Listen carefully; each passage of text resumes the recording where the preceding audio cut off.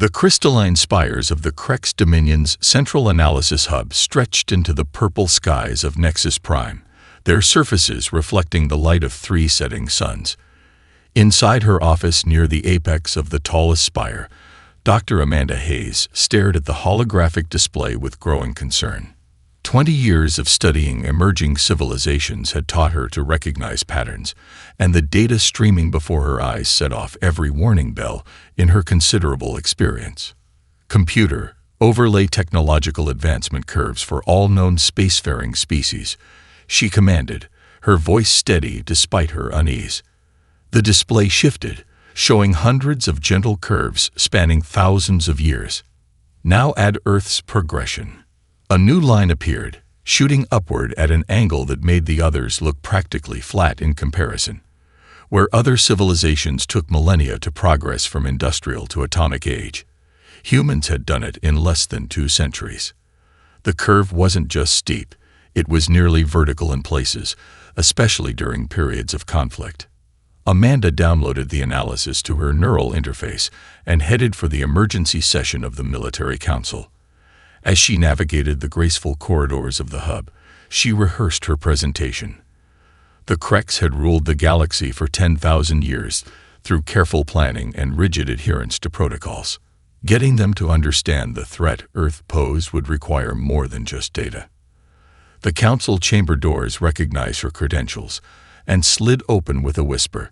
7 ancient Crex sat in a perfect circle, their crystalline bodies catching and refracting the room's soft light. Grand Admiral Nexus, his form fashioned from the finest purple crystal, spoke first. Dr. Hayes, you come before us with claims of an emergency regarding the newly discovered species 7249C, designated humans. Proceed.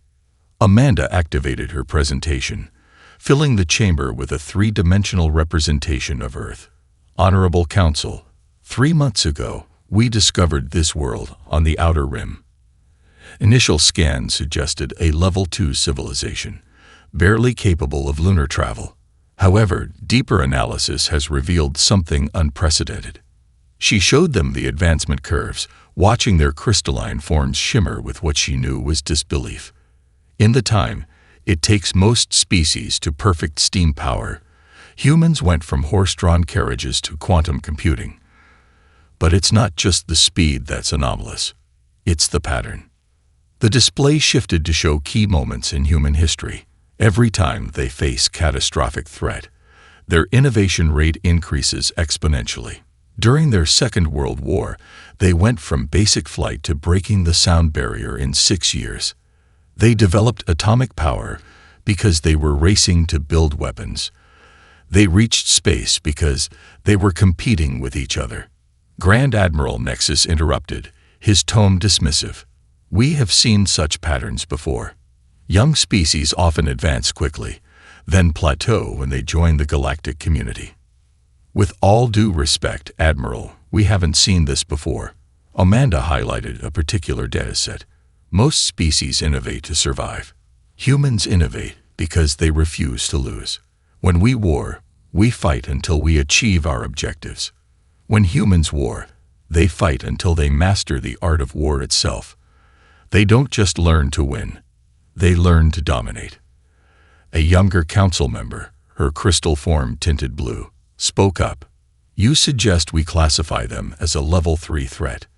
I suggest we leave them alone entirely. Amanda took a deep breath. In their brief history, humans have faced climate change, nuclear winter, pandemics, and countless wars. Each crisis should have destroyed them. Instead, they emerged stronger. They don't just survive. They take notes. They adapt. They improve. And most importantly, they remember. The council chambers fell silent as she delivered her final warning. We're not dealing with a primitive species. We're dealing with contained lightning. And if we break that bottle, we may not survive what emerges. My official recommendation is to mark Earth's system as a preservation zone and avoid all contact until they reach Level 4 status naturally. Grand Admiral Nexus's form pulsed with what Amanda recognized as amusement. Dr. Hayes, your concern is noted, but your fear is misplaced. We have subjugated 1,000 worlds. We have perfected our methods over 10 millennia. No primitive species has ever resisted a standard resource acquisition protocol. That's exactly my point, Admiral, Amanda replied quietly. Humans don't follow standard anything. But she could tell from the crystalline shimmer of their forms that the Council had already made their decision. As she left the chamber, Amanda couldn't shake the feeling that she had just witnessed the beginning of the end of the Crex Dominion's golden age. They were about to learn the hard way why Earth's history books were filled with tales of mighty empires that had underestimated seemingly primitive opponents. The resource acquisition fleet would launch within the week, and humanity would do what it had always done when faced with superior forces: adapt, overcome, and rewrite the rules of engagement itself.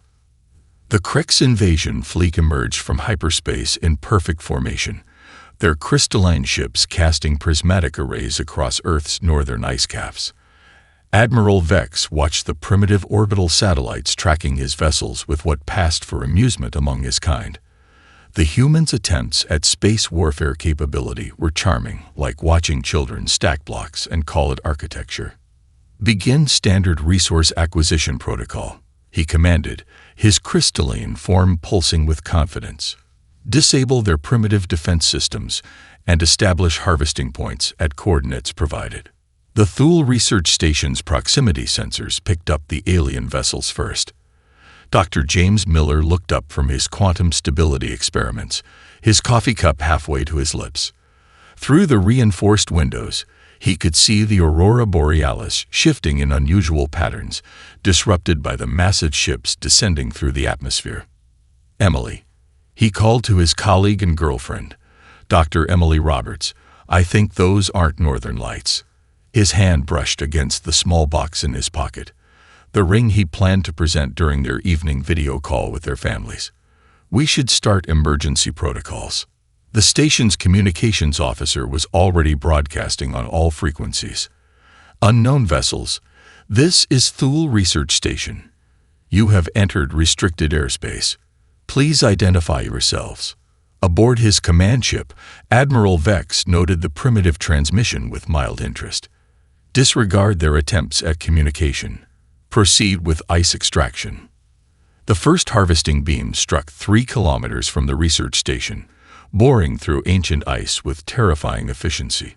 The quantum disruption field accompanying the beam did exactly what Dr. Miller had feared. It destabilized his containment field's carefully maintained quantum matrix. Everyone out, he shouted, seeing the cascading failure warnings. Emergency evacuation, now. He grabbed Emily's hand, but she pulled away. The data. She rushed to the main console. We can't lose 5 years of research. The next harvesting beam struck closer, and the station's power grid surged. Dr. Miller saw the quantum containment field collapse in slow motion, knowing they had seconds at best. He lunged for Emily, but the laws of physics had already begun their merciless calculation. The explosion was visible from orbit. Admiral Vex barely registered the destruction on his sensors.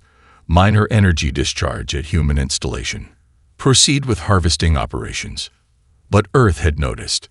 The video feed from Dr. Miller's final call attempt, showing him reaching for Emily as the station collapsed, went viral within hours.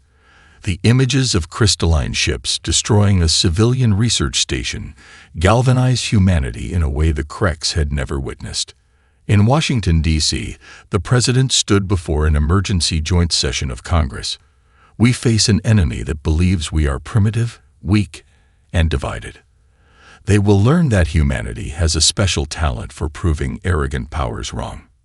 In Beijing, the Central Military Commission activated their Quantum Research Division, sharing classified breakthrough data with American scientists without hesitation.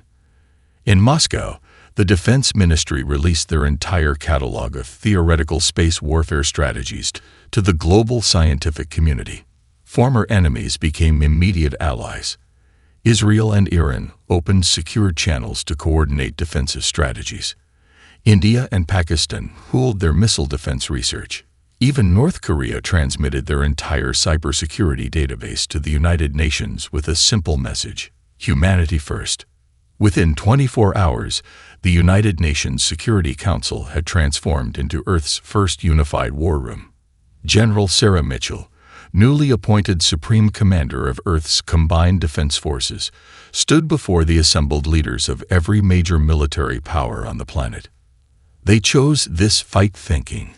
"We were easy prey," she declared, the destroyed research station's image projected behind her. "They killed our people, thinking we would cower. Instead, they've given us something we've never had before: a common enemy." Admiral Vex's first indication that something was wrong came when his sensors detected nuclear submarines surfacing at the edges of his harvesting operation. Instead of fleeing the superior force, Earth's military assets were converging on his position. "Curious," he noted. "They appear to be mounting a defense despite having no chance of victory." He turned to his tactical officer. "Prepare to demonstrate our superior firepower. That usually resolves such situations." But as the first wave of human forces engaged his fleet, Admiral Vex failed to notice something that would have terrified any commander who truly understood humanity. Not a single human craft retreated when fired upon. They were learning, adapting, and most importantly, they were gathering combat data with every sacrifice. The real war was about to begin, and only one side knew it. Lieutenant Emma Rodriguez sat in her F-35X Lightning, watching the crystalline ships through her enhanced visor. The alien vessels moved with perfect geometric precision, their formations so exact they seemed to mock the chaotic nature of human combat tactics. Her squadron had already lost 3 pilots gathering data on the Krex's response patterns. "Lightning Squadron, this is Control." General Mitchell's voice crackled through the quantum-hardened comms. "Your mission parameters have changed. We've identified a pattern in their defense grid." Emma checked her neural interface, the one they'd cobbled together from salvaged Krex tech and human neural mapping software. The data streamed across her consciousness: flight patterns, energy signatures, response times. "Copy that. Control. What's the success probability?" 12%, came the reply. "But we'll learn more from this run than the previous 6 combined." Emma smiled grimly. "Copy that. Lightning Squadron, form up on me." She switched to the squadron channel. "Remember, people, we're not here to win. We're here to make them show us everything they've got." Aboard the Krex command ship, the tactical AI flagged an anomaly. Admiral Vex studied the holographic display with growing confusion. "These attack patterns make no sense," he announced to his bridge crew. "Their fighters are deliberately exposing themselves to our fire." His tactical officer, a younger Krex whose crystal form still held traces of growth patterns, spoke up. "Sir, our combat prediction algorithms are showing increasing error rates. The humans, they're not following any known combat doctrine." High above the Arctic Circle, Emma's squadron executed what their simulators had dubbed the Madman's Dance. Each fighter deliberately presented itself as a target, then evaded at the last possible moment, recording every millisecond of the Krex's response. "Crystal 3 has locked onto me," Emma reported, her voice steady as she pushed her aircraft beyond its design limits. "Their targeting takes 1.3 seconds to adjust to extreme course changes." "Log that."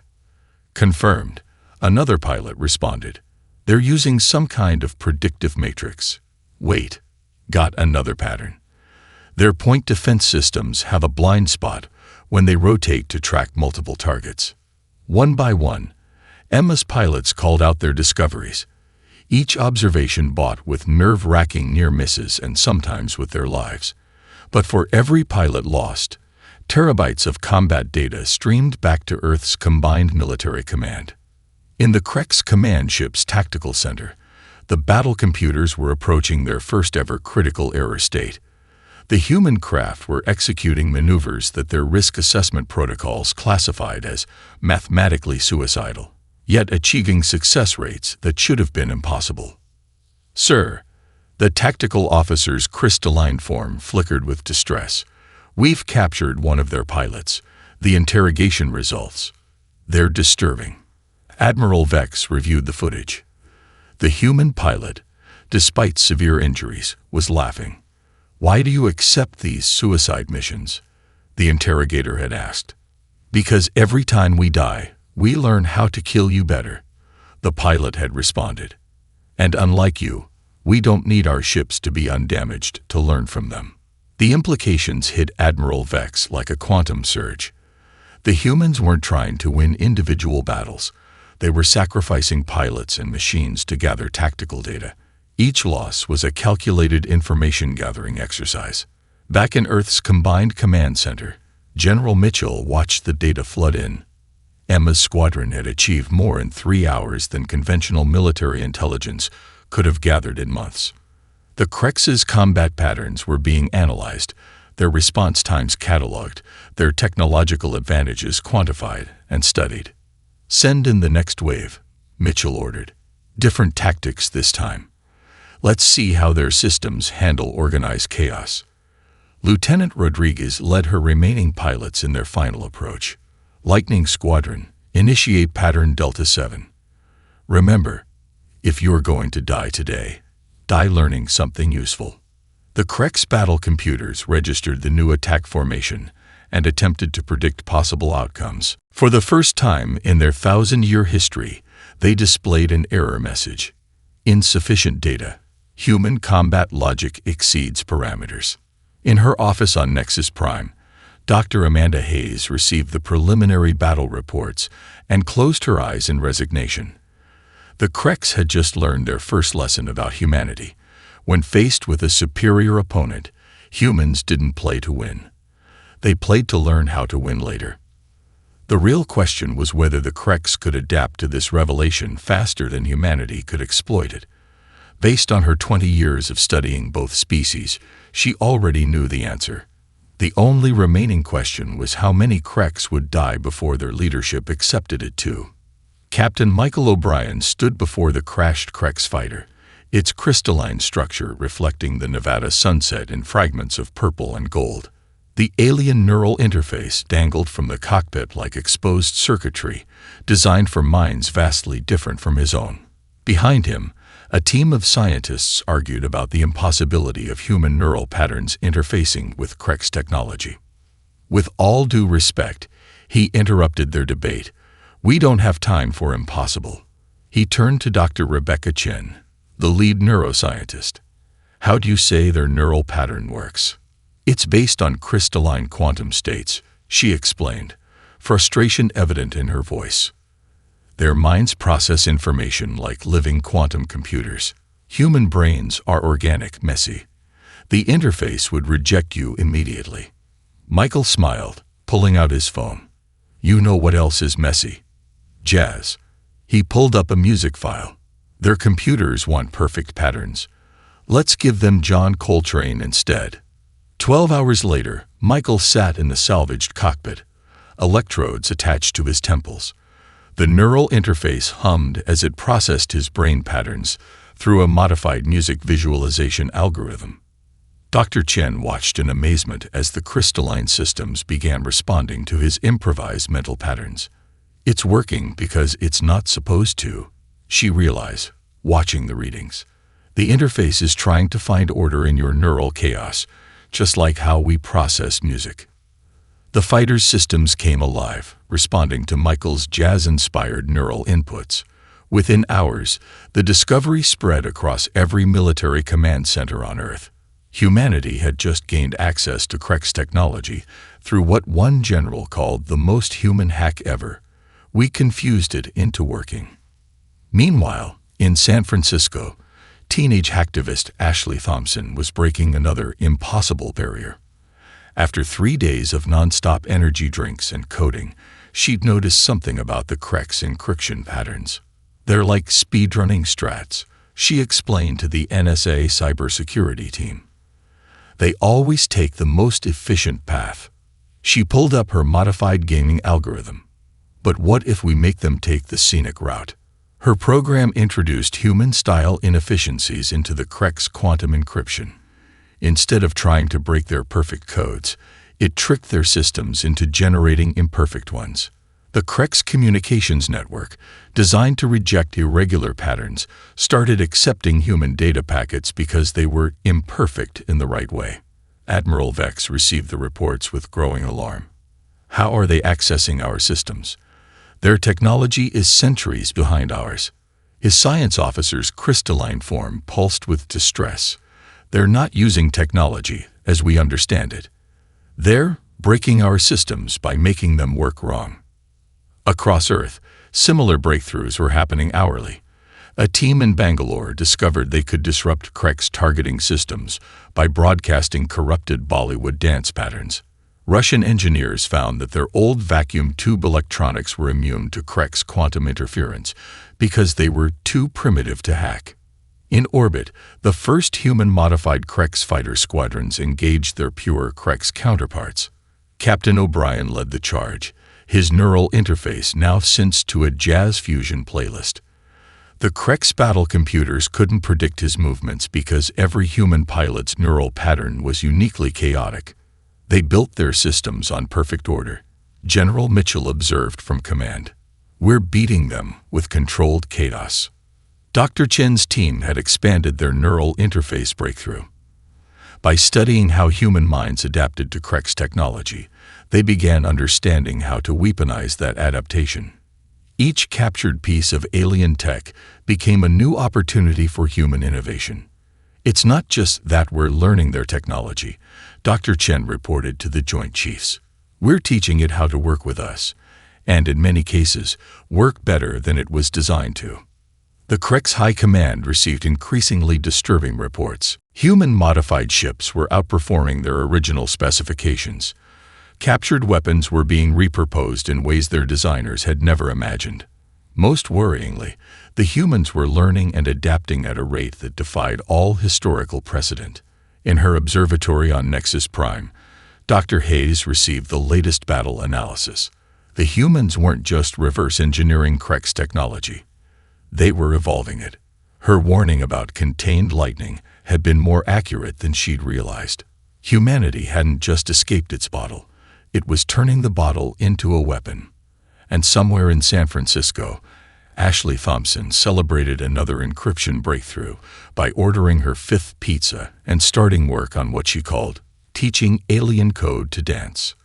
The war was about to enter a phase that no one, not even Dr. Hayes, could have predicted. General David Jackson stood in the ruins of the Pentagon, smoke still rising from the crystalline bombardment that had reduced America's military headquarters to rubble. His neural-linked tablet showed similar attacks worldwide.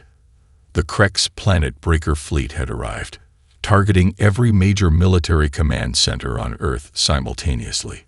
Status report. He called out to his surviving staff, his voice steady despite the destruction around him. Sir, we've lost contact with Central Command, Lieutenant Peters reported, brushing concrete dust from her uniform. The Krek's have hit every major military installation globally. Jackson smiled grimly. Exactly as we expected. Initiate Operation Thunderstrike. Across the globe, as military headquarters went dark, something unprecedented happened. Instead of falling into chaos, Earth's military forces split into autonomous cells, each activating protocols that had been prepared for exactly this scenario. In the Philippines, a submarine commander surfaced her vessel, activated her independent command protocols, and began coordinating with local fishing boats that had been secretly equipped with modified Krek's sensor technology. The Planet Breaker fleet suddenly found itself being tracked by hundreds of seemingly primitive wooden vessels. Outside Moscow, an old Soviet bunker, officially abandoned decades ago, hummed to life. The Russians had never fully embraced centralized digital command. Their paranoia had just become their greatest asset. Admiral Vex watched with growing confusion as human military forces, instead of falling into disarray, seemed to become more aggressive after losing their command centers. Impossible. Their command structure has been decapitated. They should be crippled. His tactical officer's crystalline form flickered with distress. "Sir, we're detecting new command signatures everywhere. They're not breaking apart. They're multiplying." In the hills of Afghanistan, tribal warriors who had fought against the Americans for decades now worked alongside Special Forces teams, teaching them centuries-old techniques for hiding from superior forces. These tactics, combined with salvaged Krek's technology, created hybrid warfare strategies that the alien battle computers couldn't predict. "You see," an elderly tribal leader explained to a young Marine captain, "when you have been the weaker force for generations, you learn that survival is not about strength, it's about adaptability." General Jackson, now operating from a mobile command center in a converted food truck, received reports from across the globe. The Kreks had expected to paralyze Earth's military by destroying its leadership structure. Instead, they had activated humanity's greatest strength, the ability to operate without waiting for orders from above. In orbit, the Planet Breaker fleet encountered its first major setback. Their perfect formations were disrupted by what appeared to be primitive nuclear weapons, until the electromagnetic pulses transformed into quantum field manipulators, using the Kreks' own shielding frequencies against them. The humans had taken basic nuclear technology and evolved it into something new, combining old and new in ways the Kreks had never imagined. "They're using Stone Age tactics with Space Age technology," observed a Kreks commander as his ship's systems struggled against another hybrid attack. "How do you counter an enemy that combines spears and quantum physics?" Dr. Hayes, watching from her observatory, noted how Earth's forces had transformed from a traditional military hierarchy into something more akin to a living organism. When cut, it didn't die. It adapted and evolved. The Kreks' mistake had been assuming that destroying Earth's command structure would follow the same rules as their previous conquests. In the Australian outback, Aboriginal guides led Special Forces teams through the desert using Dreamtime navigation techniques combined with quantum entanglement communicators. In the Amazon, indigenous warriors taught modern soldiers how to disappear in the rainforest while wielding modified Kreks energy weapons. "The humans haven't just adapted our technology," reported a Kreks intelligence analyst. "They've somehow made it more efficient by making it less perfect." General Jackson, watching the global resistance unfold through his neural link, remembered something his grandfather had told him about Vietnam. "The most dangerous enemy isn't the one with the best weapons. It's the one who remembers how to fight without them." As the Planet Breaker fleet struggled to adapt to humanity's evolving tactics, Dr. Hayes prepared another report for the Kreks High Command. The title was simple but profound: "Why Perfection Loses to Adaptation. A Study in Human Military Evolution." The Kreks were about to learn that destroying humanity's command structure hadn't weakened their enemy. It had removed the only thing holding back humanity's chaos. Commander Sarah Mitchell stood in the bridge of the U.S. Endeavour, watching the holographic display of the Pacific Theater. The largest Kreks fleet anyone had ever seen filled the projection. 5,000 crystalline warships arranged in mathematically perfect formations above the ocean. "Project Chaos ready for implementation," reported Dr. James Cooper, his fingers dancing across the quantum interface. "Though I still think this is absolutely insane." Sarah smiled. "That's exactly why it'll work." She opened a channel to the combined Earth fleet. "All ships, this is Commander Mitchell. Today we show them why perfect order is a weakness, not a strength." The plan was beautiful in its madness. For months, Ashley Thompson and her team of hackers had been studying how Kreks ships communicated. Their battle network was based on perfect mathematical harmony, each ship responding to others in precise, predictable patterns. "Begin Phase 1, Sarah ordered. "Release the butterfly." Across the Earth fleet, quantum transmitters activated, sending out what appeared to be random noise. But hidden within the chaos were patterns, microscopic fluctuations based on Earth's weather systems, crowd movements, and stock market flows. Natural chaos, weaponized. Aboard the Krex flagship, Supreme Commander Nexus received the first warnings. Their transmissions are irregular. The battle network is having difficulty filtering them. His systems officer's crystalline form pulsed with confusion. The patterns make no sense. They're like weather, finished Dr. Hayes, who had been brought aboard to advise. They're using chaos theory as a weapon. The butterfly effect began its work. Each tiny fluctuation in the human transmissions caused Krex ships to make microscopic course corrections. These corrections rippled through their perfect formation, amplifying with each iteration. Ships began adjusting to phantom signals, their precision becoming their undoing. Phase 2, Sarah commanded. Inject the storm. Ashley's virus activated, riding the waves of chaos into the Krex battle network. But instead of trying to destroy their systems, it did something far more insidious. It introduced human intuition into their logic. Krex ships began receiving targeting data based on human action movie physics instead of real physics. Their perfect formations started incorporating patterns from jazz solos and abstract art. Their quantum targeting computers tried to predict enemy movements using soap opera plot logic. What is happening? Supreme Commander Nexus demanded as his fleet began moving in increasingly erratic patterns. Why are our ships responding to these nonsensical commands? Because nonsense is our home territory. Sarah transmitted across all frequencies. You built your systems on perfect order. We built ours on beautiful chaos. The Earth fleet struck then, their attacks coordinated not by computer algorithms, but by human intuition enhanced by technology. Their formations looked random but contained hidden patterns that emerged and dissolved like waves on the ocean. A Krex battlecruiser fired at what its systems identified as a priority target, only to discover it was shooting at a reflection caused by its own crystalline hull refracting sunlight in ways its now corrupted targeting systems couldn't properly process. They're not destroying our network, the systems officer realized with horror. They're teaching it to think like them. Dr. Hayes watched as the massive Krex fleet began to tear itself apart, each ship's attempts to restore order only adding to the chaos. We should have known, she mused. Humans don't just create art, they weaponize it. Their chaos isn't random, it's jazz. The battle reached its crescendo as the Krex flagship systems finally succumbed to the chaos cascade. Supreme Commander Nexus watched in disbelief as his ships began executing maneuvers based on patterns found in human children's finger paintings and dance choreography. Order the fleet to disengage, he commanded. We must purge these corrupted protocols. But it was too late.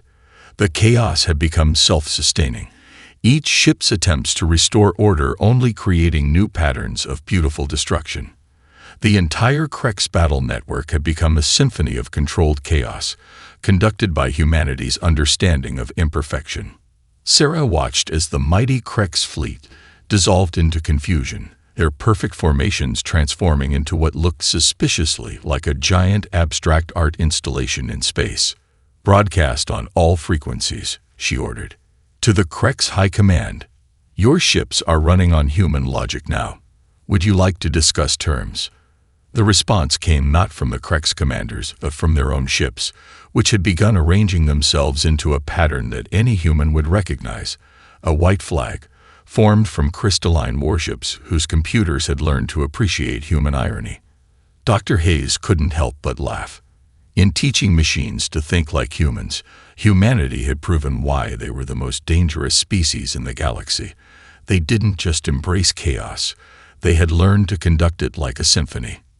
Dr. Amanda Hayes felt a strange sense of déjà vu as she walked through the crystalline corridors of the Krex flagship, this time escorting Earth's negotiating team. Ambassador William Nash strode beside her, his calm demeanor masking the steel beneath. Behind them followed an unusual mix of diplomats, scientists, and military officers, Earth's first unified diplomatic mission to the stars. They still don't fully understand what happened, do they? Nash asked quietly. Amanda shook her head. The Krex mind struggles with paradox. The idea that their perfect systems were defeated by deliberate imperfection. It challenges their entire worldview. The negotiation chamber was a marvel of crystalline architecture, its faceted walls refracting light in complex patterns. Supreme Commander Nexus waited with his advisors, their forms still showing traces of distress from their recent defeat. The Krex Dominion recognizes Earth's. Nexus paused, his crystalline form flickering as he searched for the right word. Unexpected capabilities. We are prepared to discuss terms of withdrawal. Nash smiled diplomatically. Actually, we're here to discuss terms of partnership. He gestured to Dr. Chen, who activated a holographic display. As you can see, we've already improved several of your base technologies. The display showed modified Krex systems, each enhanced by human chaos theory algorithms. Ships running on hybrid human-Krex protocols demonstrated efficiency increases of up to 300%. Weapons systems modified with human intuition patterns showed similar improvements. Impossible, one of the Krex scientists declared. You cannot improve perfection through imperfection. Watch this, Dr. Chen said, inputting a command. A simulation showed two identical Krex ships in combat. The one running original protocols moved with perfect precision. The one modified with human chaos theory adapted and evolved its tactics in real time, consistently outmaneuvering its counterpart. Your systems seek perfect solutions, Nash explained. Ours seek good enough solutions fast enough to stay alive. Sometimes, good enough now beats perfect too late. Supreme Commander Nexus's form pulsed with what Amanda recognized as deep uncertainty. You offer us access to these improvements after we attack your world. We're not offering access, Nash corrected. We're offering exchange. You have 10,000 years of scientific knowledge. We have something far more valuable. The ability to think outside your perfect box. Amanda watched as understanding finally began to dawn in the Krex leader's crystalline patterns. Humanity wasn't seeking revenge or demanding surrender. They were treating their victory as a business opportunity. Your terms? Nexus asked. Nash's team laid out their proposals. Earth wanted access to the Galactic Education Network, technological databases, and trade routes. But more importantly, they wanted partnership status in future research and development projects. We've learned something important about evolution, Nash explained. Perfection is a dead end. Real growth comes from controlled chaos, from making mistakes and learning from them. The negotiations continued for hours. The Krex, still struggling to process their defeat, found themselves increasingly intrigued by human thinking. Every time they presented a logical objection, the humans responded with an illogical solution that somehow worked better than it should. There's an old Earth saying, Amanda offered during a particularly tense moment. Perfect is the enemy of good. Your civilization sought perfection for 10,000 years. We've been embracing imperfection for just as long. Perhaps it's time to see what we can learn from each other. As the final terms were drafted, Supreme Commander Nexus approached Nash privately. Your species had every right to demand our complete withdrawal, yet you seek partnership. Why? Nash considered the question carefully. Because the same creativity that let us turn your weapons against you can be used to build something better together. We're not interested in defeating you. We're interested in growing beyond both of our current limitations. The final agreement was unprecedented in galactic history. Earth would join the galactic community not as a defeated adversary or a junior partner, but as an innovation consultant. Human chaos theory would be integrated into Krex systems, while Earth would gain access to millennia of accumulated knowledge. As Amanda prepared to depart, she found herself updating her original report on humanity. She had warned the Krex about humanity's capacity for adaptation under threat. Now she needed to warn them about something far more interesting: humanity's capacity for turning enemies into partners through sheer creative audacity. The real victory, she wrote, wasn't that humans defeated the Krex.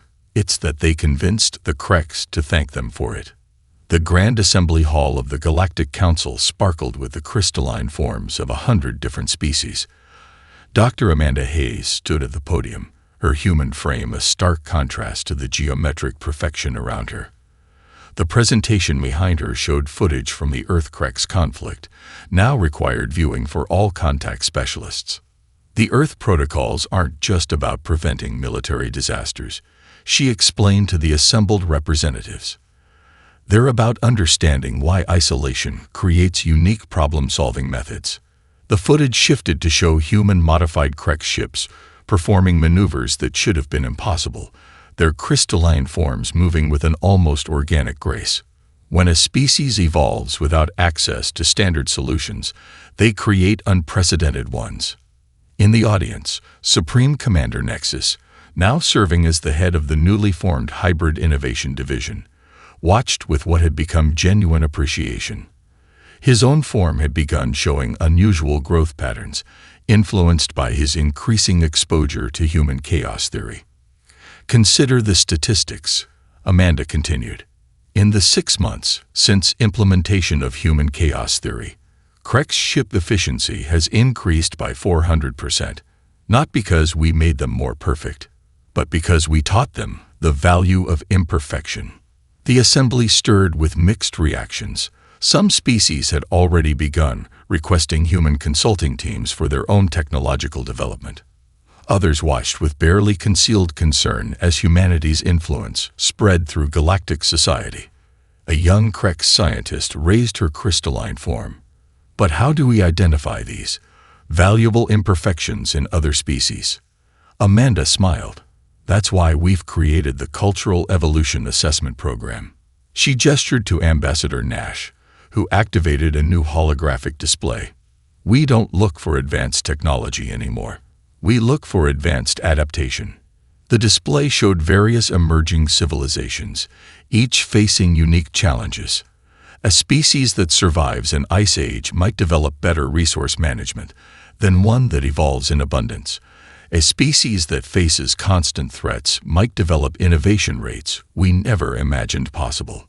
In orbit above Earth, the new Galactic Innovation Center was nearing completion. Its design was a perfect metaphor for the new order. Crex crystalline architecture interwoven with seemingly chaotic human elements, creating something stronger than either could achieve alone. But the most important change, Amanda emphasized, is in how we view galactic civilization itself. She brought up a new image, showing the traditional galactic structure as a perfect pyramid, then transformed it into a complex web of interconnected innovations. Perfect order is static. Evolution requires chaos. The assembly watched as simulations demonstrated how cross-species innovation had already begun accelerating technological development across the galaxy. Human chaos theory, combined with Crex precision, had unlocked possibilities that neither species had imagined possible. In San Francisco, Ashley Thompson, now heading the Quantum Chaos Division of the Earth-Crex Joint Development Program, was teaching young Crex engineers how to write purposefully imperfect code. Their initial horror at intentional irregularities had transformed into fascination as they watched their systems become more adaptable. Remember, she told her crystalline students, the goal isn't to break the rules, it's to teach the rules how to dance. Back in the assembly hall, Amanda concluded her presentation with a final thought. The greatest danger any civilization faces isn't external threat. It's the belief that they've achieved perfection. Earth didn't just survive first contact. We reminded the galaxy that evolution never stops. As the assembly dispersed, a junior contact specialist approached her with a concerned pulse pattern. We've detected another isolated species showing rapid advancement. Their social structure appears highly chaotic. Amanda reviewed the data and smiled. Perfect. Send them our first contact package. The one that starts with, "We come in peace, and we bring innovation consulting services." In the years that followed, the phrase, "pulling an Earth," entered galactic vocabulary, meaning to turn a seemingly hopeless situation into an unexpected advantage. The Creks, once champions of perfect order, became pioneers in controlled chaos theory. And humanity, the species that had emerged from isolation to rewrite the rules of galactic civilization, continued to do what they did best, finding new ways to make imperfection work better than perfection ever could. Dr. Hayes's final report to the Galactic Council became the most studied document in contact specialist training. The Perfect Paradox: Why Isolation Creates the Best Innovation, and why that matters to every species we haven't met yet. The galaxy had learned its lesson. The next time they found a species that had evolved in isolation, they didn't see primitives to be conquered. They saw potential partners who might have solved problems in ways no one had ever imagined.